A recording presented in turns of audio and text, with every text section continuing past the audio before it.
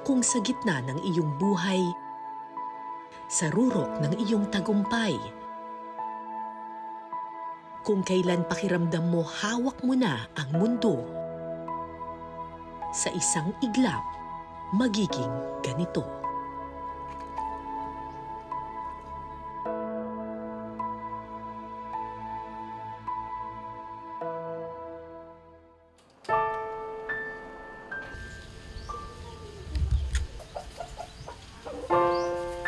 Sa isang barangay sa Rojas City sa Capiz, may nakilala akong dalawang magkapatid na may kakaibang uri ng sakit. Kuya, kumusta? Anong pangalan mo? Ariel. Okay ka lang, kuya? Oo, nahihirapan po siya. Nahihirapan kasi siya. Di ba masakit sa liig? Hindi, okay naman. Okay ka lang? Ha? Okay ka lang? Okay naman, okay lang, ma'am. Teka, ano si kuya? Baka ano yung ulo ni kuya? Ibabalik lang? Hindi masakit? Hindi masakit? Ha? Okay ka lang, kuya? Ha? May masakit? May masakit ba? Wala? Wala? Hindi kusang gumagalaw talaga. Ha? Kusang gumagalaw. Kusang gumagalaw? Kahit... Hindi mo naman papigilan pag gumagalaw siya. Ay, kuya. Ang magkapatid na Artemio at Ariel ay may sakit na X-linked dystonia Parkinsonism o XDP. Isang sakit sa utak na unang natuklasan sa isla ng Panay.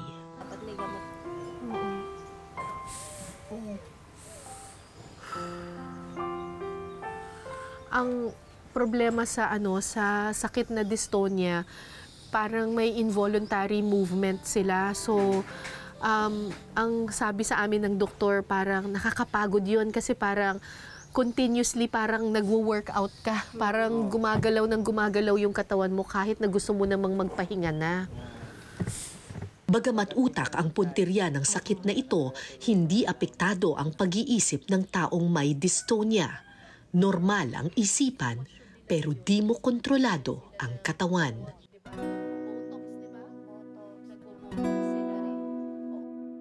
Dating tour guide sa Boracay si Ariel. Matipuno ang kanyang katawan. Pero ngayon, para siyang batang nag-aaral muling maglakad. Oh, ang galing! Kuya, ate, hawakan mo. Baka mamaya na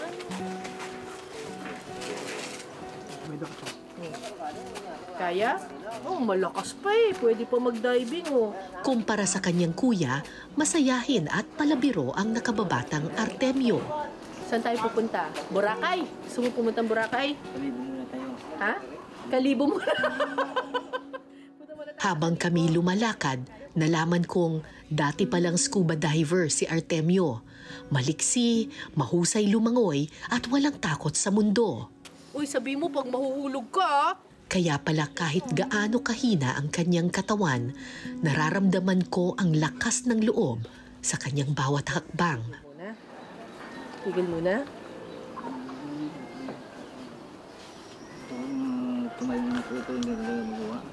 Kaya mong tumayo na matuwid? Hindi na. Gusto mong tumayo na matuwid? Hindi. Subukan natin. Yan o. Oh, yan. Tap. Oh, tuwid na. Tuwid na. Kaya? Lumakad? Oh. Oh. Pagod na? Pagod na. Balik na tayo. Balik na tayo. Teka, ikot tayong konti. Biglaan dumarating ang sakit na ito.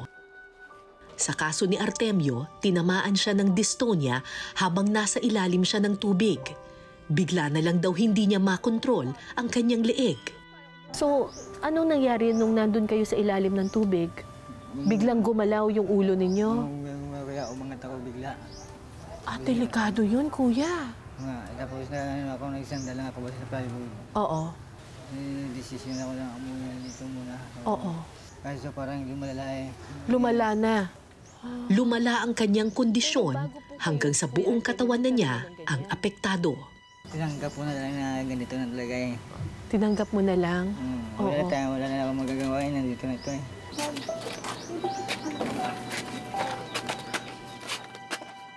Kung si Artemio mabilis na natanggap ang kapalaran,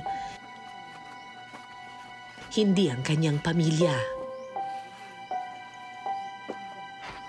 Sa oras ng kanyang kahinaan, iniwan siya ng asawa.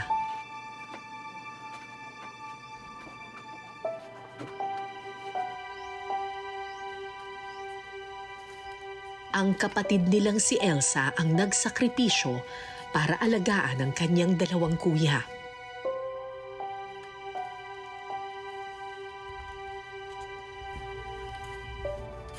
Hindi ito ang unang beses na nag-alaga si Elsa ng kamag-anak na may dystonia o XDP. Ang isa pa nilang kapatid, si Arnel, may ganito ring sakit at si Elsa rin ang nag-alaga sa kanya. Nakikita ko rin nahihirapan siya as it. Ako kakahit ako, umiiyak ako, ayaw ko. Pero pag nakikita mo yung kapatid mo nahihirapan, ganun, parang mas gusto mo na lang mapahinga siya. 2 taon lang nabuhay ang kanyang kuya Arnel nang mamatay ito noong 2018. Sunod namang nagka-dystonia ang iba pa niyang kapatid na lalaki. Yun nga yung tanong ko mami sa ako sarili, bakit lahat ng problema, responsibilidad sa akin? Sabi ko nga kay mama, parang hindi ko na kaya. Pero pag sinasabi ko kay mama, pag nakikita ko si mama na sinasabi niya nga, naghihirapan siya mag-alaga, baka mauna siyang mamatay. Wala akong choice, ako nung nag-aalaga. So usually we ask the first and foremost the maternal side, so the mom side of the family. Ang X-linked dystonia ay hindi nakakahawa. Hindi rin ito sumpa. Pero ito ay namamana. So namamana itong sakit na ito sa iyong nanay? Kaya siya X-linked kasi nagiging carrier ang nanay, nagiging affected yung batang lalaki. Pero ang babae hindi nagkakadystonia? Hindi nagkakadystonia. Typically, hindi nagkakadystonia. Babae man ang carrier, sa lalaki lamang karaniwang lumalabas ang sakit na ito. Kapag nagkaanak ang lalaking may dystonia, magiging carrier ang kanyang babaeng anak.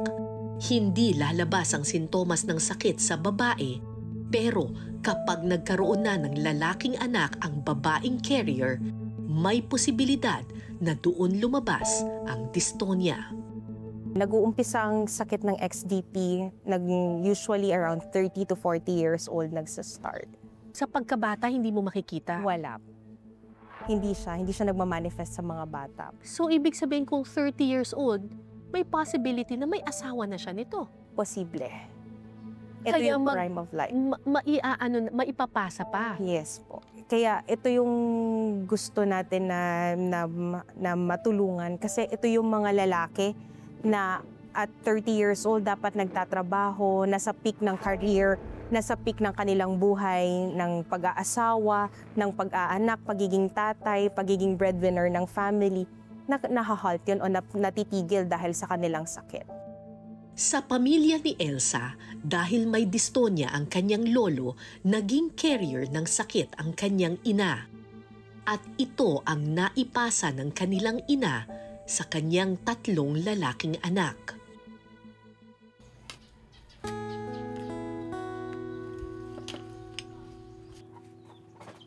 Dahil matanda na ang kanyang mga magulang, si Elsa na lang ang inaasahang mag-alaga sa kanyang mga kuya. Kaya naman, sa kabila ng kanilang paghihirap, pakiramdam ni na Artemio, maswerte pa rin sila.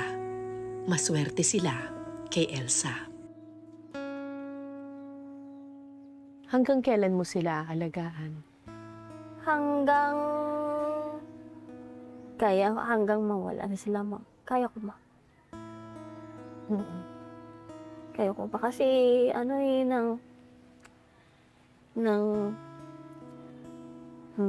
responsibility ko, kapatid ko yun eh. Hindi ko pwede sabihin na, Ayaw mo na? ayaw ko na. Wala pang nahahanap na lunas para sa sakit na dystonia. Pero may mga gamot na maaaring makatulong para ma-relax ang mga muscle at hindi ito masyadong gumalaw.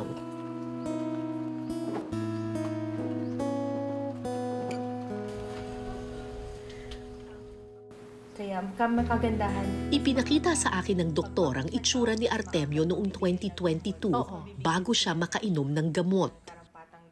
Hindi siya nakakasalita rin. Nakakasalita, hindi siya nakakatayo ng ayos, hindi siya nakakaupo ng diretso. Pero ngayon, nakakasalita ng okay, nakakalakad, nakakatayo, nakakaupo. Yun ang nakagandahan ng ating mga symptomatic relief na gamot. Wow. So nakakatulong din talaga sa kanila. Ang mga gamot ay libre nilang nakukuha sa Sunshine Care Foundation, isang organisasyon na sinimulan ni Geraldine Sunshine at ng kanyang kapatid na si Dr. Patrick Acuña. The reason why we're so involved in the community and on the ground is because my brother has XDP. And he's a doctor. So he is both a doctor and a patient. So naiintindihan niya talaga ang sitwasyon ng pasyente. But he himself is an inspiration to the patients. Nasa edad na 30 lamang si Doc Patrick nang magkaroon siya ng dystonia. Tulad ni Elsa, naranasan din ni Geraldine na mag-alaga ng kanyang kapatid. Kaya nagtayo siya ng foundation na nagbibigay ng libreng gamot at suporta sa mga pamilyang may dystonia. Tinipon din niya ang ilan sa pinakamagagaling na doktor sa buong mundo para maghanap ng solusyon sa sakit na ito. And I tell our patients and families, hindi ko kayo iiwanan. We are in this together. Because we are the ones who are most motivated to find a cure. So for us, the important thing is care and cure. Sa tulong ng kanilang community advocates, sinuyod nila ang isla ng Panay para hanapin ang iba pang pasyente ng dystonia at mabigyan sila ng tulong. Isa si Elsa sa mga nag-volunteer sa Sunshine Care bilang community advocate. Sir. Bukod sa kanyang mga kapatid, nag-aalaga rin si Elsa ng 13 iba pang pasyente ng dystonia.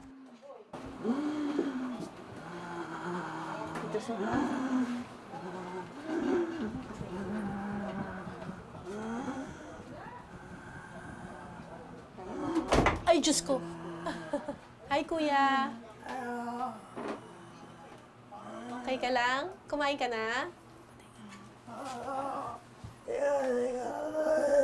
Ha? Ano po? Oo, ako po si Cara David. 3 taon nang may dystonia si Rene. Habang tumatagal, palala ng palala ang kanyang sitwasyon. Ngayon, hindi na niya maisara ang kanyang bibig. Hirap na rin siyang kumain at magsalita. Yun kasi yung isa pang effect ng dystonia. Minsan pati yung muscles sa lalamunan ay nahihirapan din. So may mga patients ng dystonia na nahihirapan huminga, nahihirapan lumunok. Si Kuya ay madaling mapagod. Kanina naglakad siya, di ba, ng kaunti. Medyo hinihingal siya kagad ngayon kasi isipin nyo na lang niya yung muscles ng katawan continuously nagko-contract, namimilipit siya. So, na-overwork yung kanyang muscles kaya mabilis siyang napapagod. Kamusta man mo yan da? Adlaw. Bahagi ng trabaho ni Elsa ang i-monitor ang blood pressure at timbang ng mga pasyente. Okay na, sir. Nagbugat ka yan da. Kailangan din niyang alamin kung depressed sila para mabigyan sila ng karampatang tulong. Sensitive question na, sir. Hi, Abi, nagaka-depress, kapanumdum ka sa mga malain, may arada na sa imo isip. Anak ko lang eh. Wala niya. Ano daw? Mga anak isip niya. Doon ko nalaman na may asawa at anak pala si Rene at dati siyang driver sa Maynila. Sandaling natahimik si Rene habang pinagmamasdan ng litrato ng mga anak. Noon ko lang nalaman, Iniwan din pala siya ng kanyang asawa matapos siyang magkasakit. 4 ang anak mo. So, ang anak mo 4. Pero sa kabila ng kanyang pangungulila, Masakit? Ha? Ang anak mo? Ano kaya anak ko? Yung mga anak mo, Ano kaya ko? naawa daw siya sa mga anak niya. Naaawa ka. Ba't ka naaawa sa anak mo? Inaalagaan naman sila.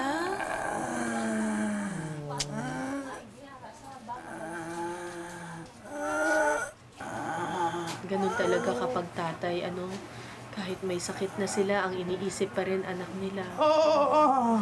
Ikaw naman ang alagaan ngayon.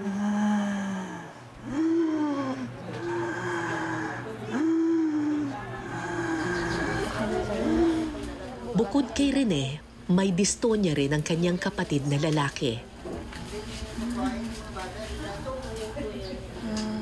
Ayon sa mga doktor, hindi 100% na namamana ang dystonia. May mga pagkakataon na hindi ito naipapasa ng carrier sa kanyang anak.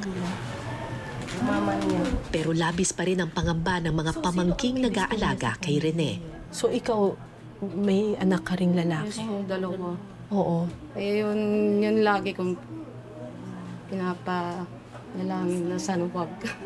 Sana Na wag. na wag sanang maipasa sa mga anak mo. Oo. Eh, pero ano naman yun 50-50 naman. Pero kahit naman. Kahit kasi nakikita namin yung Oo. pagod ba? Oo. Saka yung hirap. Oo. Kaya, ang hirap ng ganyang sitwasyon. Oo. Kaya sana wag. Yun lang. Sana hindi mo na maipasa sa anak mo. Oo, sana. Mawala na yung ganyang sakit.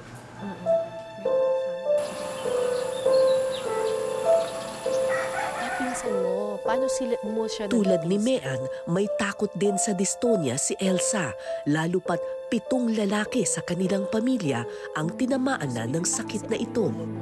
May dystonia. May dystonia ang lolo ni Elsa at carrier naman ang kanyang lola. Sa 10 anak nila, 2 ang nagkaroon ng dystonia at naging carrier naman ang lahat ng babae.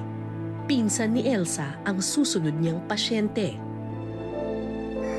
Saan siya nakatira dito? Hindi siya katira. Kasi iniwalayan siya, di. Saan dito? Mga manok ito.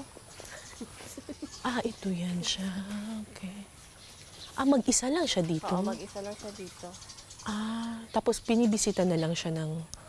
Sa unang tingin, di mo aakalaing may kwarto sa bodegang ito.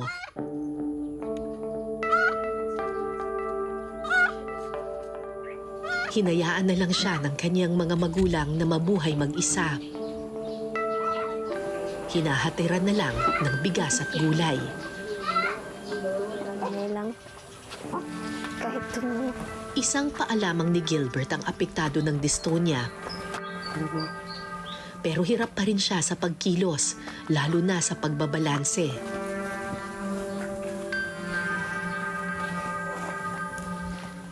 Anim na taon na niyang pinapasan ng mag-isa ang sakit na ito. Naghahawak ka dito para hindi ka malaglag? Oo. Kung hindi ko makahawak yung halagdag sa halaga ko. Kasi kapag hindi ka humawak dito, matumba ka. Tumba. Bagamat isang paa lang ang apektado, pahirapan pa rin sa pagkuha ng timbang at blood pressure ni Gilbert.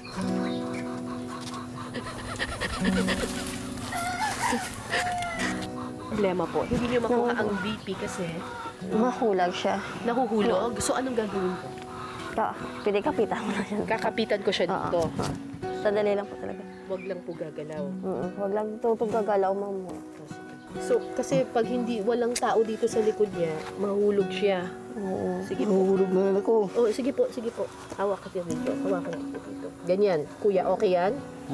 Sige, okay. Isang beses sa isang buwan siya binibisita ni Elsa. Wait lang. Siya na lang ang naiwang nagmamalasakit sa kanya. Binabanyos ka nang ginaganyan ko siya. para pinapatukod ko lang ang ulo ko, pinapahawak ko. Sa edad na 60, mahina na ang katawan ni Tatay Tortillano.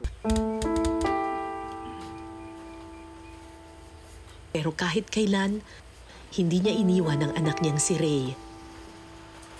Araw-araw niya itong pinakakain at inaalagaan.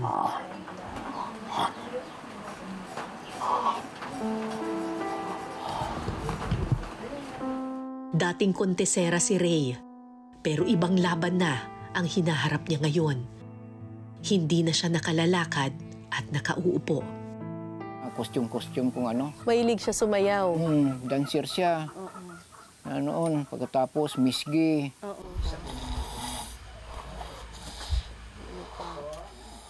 Rainerio! Kumusta? Okay ka lang? Kilala mo ako? Ay, kilala mo nga ako? Idol! Idol mo ako? Bakit mo ako idol? Ha? Idol mo ako? Nanonood ka? 28 years old lang si Ray nang magkaroon siya ng dystonia. Dati. Kaya pala. Hindi na sila nagulat dahil ilan sa kanyang pamilya may ganito ring sakit. Mga kwento-kwento ng mga angkol niya. Ang lolo niya may dystonia. Ang angkol niya may dystonia. 4 niya na lolo may dystonia. O 5, no?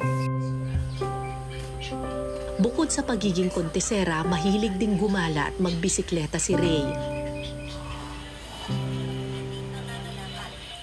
Ngayon, ang maliit na kwartong ito na lamang ang kanyang mundo. At sa pamamagitan ng cellphone, panandaliang napalalaya ang kanyang isipan. Kate, kamuti natin. Kate? Anong thank you? Thank you kasi nagpunta kami. Mabait ka kasi. Mabait ka kasi. Nagdadasal ka. Nagdadasal ka. Anong pinagdadasal mo? Makarecover. Wag iiyak, wag iiyak, wag iiyak, wag iiyak, wag iiyak. Tama na. Wag iiyak, wag iiyak. Wag iiyak. Hindi ko alam kung paano ko maiibsan ang kanyang nararamdaman. Pero minsan, higit sa gamot, atensyon at pagmamahal lang ang kanilang kailangan. Yung masaya na nga lang ang pag-usapan natin. At alam kong lahat tayo maaaring maging kaibigan. Friends na tayo. Friends na tayo sa Facebook. Mahina man ang kanilang katawan, puno ng pag-asa at pagpupursige ang kanilang mga isipan. May pag-asa pa nga bang makahanap ng gamot sa sakit na dystonia?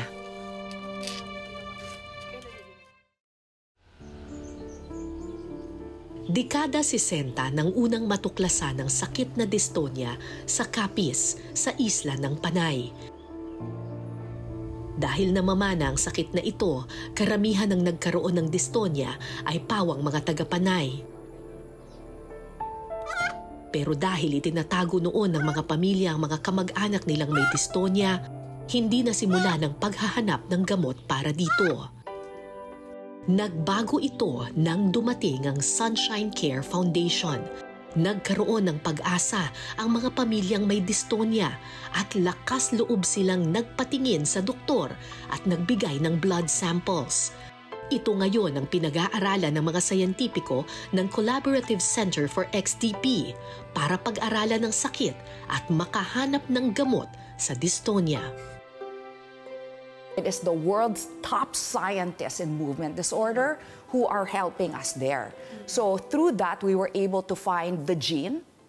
We discovered the gene that is affected and what the gene does. Yung tanong nyo ngayon, Tulad ng anumang sakit, mahaba ang proseso sa paghahanap ng lunas. Ang mahalaga, kahit papano, may liwanag na ng pag-asa. What this community has given me is a superpower of compassion and a desire to help solve this. We will solve it, Cara. I'm telling you, we are getting there and it will be done and we will solve this. And it'll be amazing what we contribute to science, to Parkinson's in general, and to the world. Alas 4 na ng hapon nang matapos si Elsa sa pag-iikot sa kanyang mga pasyente. Sa kanyang pag-uwi, mga kapatid naman niya ang kanyang aalagaan.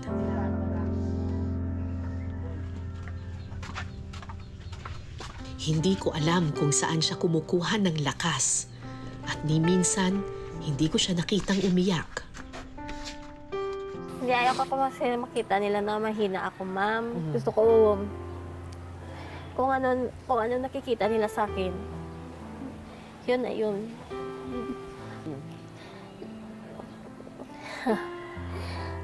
Last na iyak ko noon sa kapatid ko.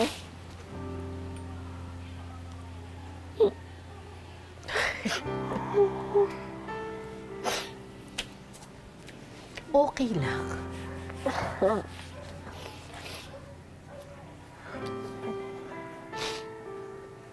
Alam mo, hindi kahinaan yung pag-iyak.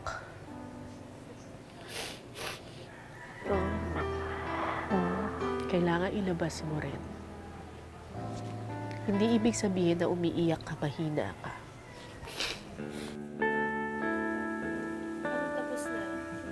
Noon ko lang napagtanto, ang kwentong ito ay hindi lang kwento ng sakit at sakripisyo. Pogi ni Kuya.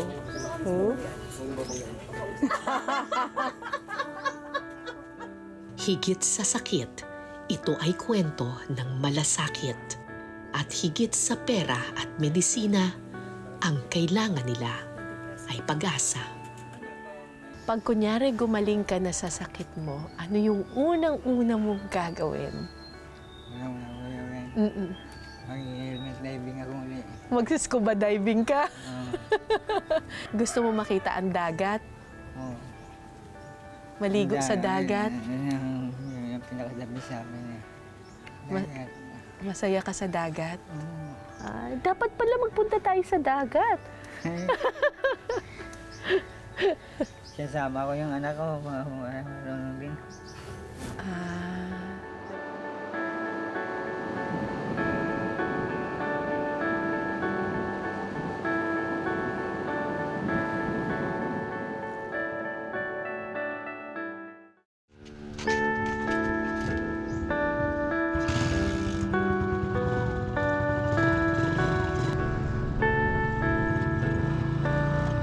Sa huling araw namin sa Capiz, dinala namin sa dagat si Artemio.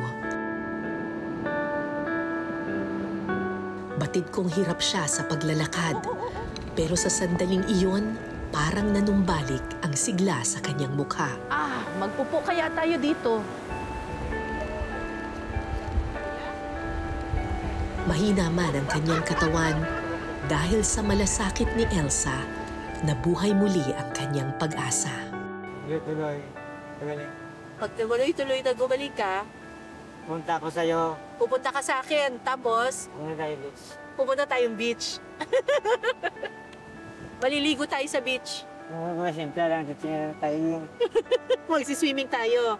Titingin tayo sa mga isda. Alam mo isda. Tapos sisisi tayo. Makikita natin maraming isda. Sana gumaling ka. Pagdadasal natin.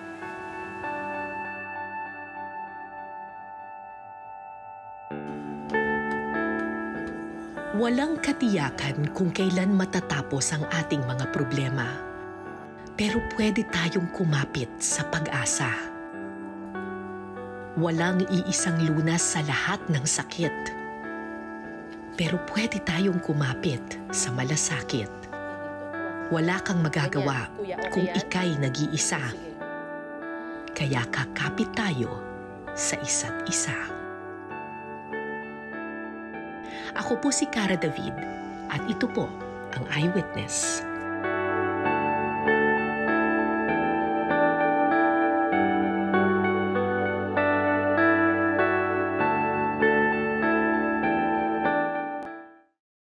Maraming salamat sa pagtutok ninyo sa Eyewitness, mga kapuso. Anong masasabi ninyo sa dokumentaryong ito? I-comment nyo na yan. Tapos mag-subscribe na rin kayo sa GMA Public Affairs YouTube channel.